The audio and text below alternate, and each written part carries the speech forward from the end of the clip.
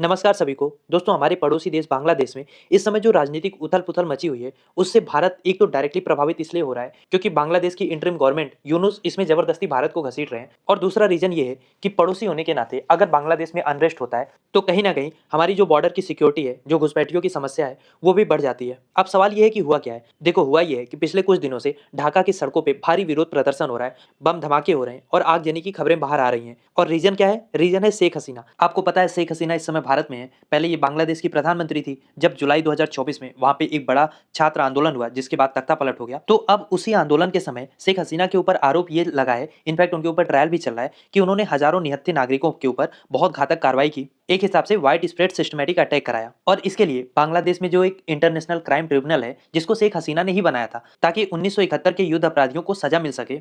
इसी ट्रिब्यूनल में शेख हसीना समेत उनके जो गृह मंत्री थे, पुलिस कमिश्नर थे, सबके ऊपर ट्रायल चल रहा है। और इस ट्रिब्यूनल ने ये कहा है कि 17 नवंबर को इस पे फैसला आएगा। अब ये ट्रायल अपने आप में ही काफी राजनीतिक प्रतिशोध को झेल रहा है। शेख हसीना की पार्टी आवामी लीग, जो अब चुनाव से बैन हो चुकी है, वो इस ट्रायल को शो ट्रायल और कंगारू कोर्ट करार दे रही है। हसीना के समर्थक पूरे देशव्यापी लॉकडाउन हड़ताल का आह्वान कर चुके हैं। और इस विरोध के बीच देश भर में आगजनी, वाहन जलना, क्रूड बम विस्फोट की घटनाएं सामने आ रही हैं। अब प्रॉब्लम यहाँ पे ये हो रही है कि शेख हसीना के तख्ता पलट के बाद नोबेल विजेता, गरीबों के लिए काम कर चुके, लोकतंत्र के बारे में जिनको दुनिया भर में जाना जाता है कि लोकतंत्र के लिए इन्होंने काम किया, वैसे डॉक्टर मोहम्मद यूनुस के नेतृत्व में एक अंतरिम सरकार बनाई गई। इनका काम ये था कि जून 2026 तक बांग्लादेश में चुनाव करते और चुनी हुई गवर्नमेंट बांग्लादेश को रूल करती। लेकिन अभी तक 14 महीने बीत चुके हैं, अभी तक चुनाव का कोई रोड मैप तैयार नहीं हुआ। और जिस तरीके से मानवाधिकार के हनन का आरोप शेख हसीना पे लग रहा था, उससे कुछ कम आरोप 14 महीने में यूनुस के ऊपर नहीं लगे। और इन सारी समस्याओं को, चाहे वो मानवाधिकार का उल्लंघन हो, आर्थिक संकट हो, राजनीतिक ध्रुवीकरण हो, इनसे बचने के लिए, इनको सॉल्व करने की बजाय यूनुस ने पाकिस्तान का ट्रैक अपनाया है और हर चीज के लिए भारत को ब्लेम करना शुरू कर दिया है। उनका पहला आरोप यह है कि हमने शेख हसीना को पनाह देके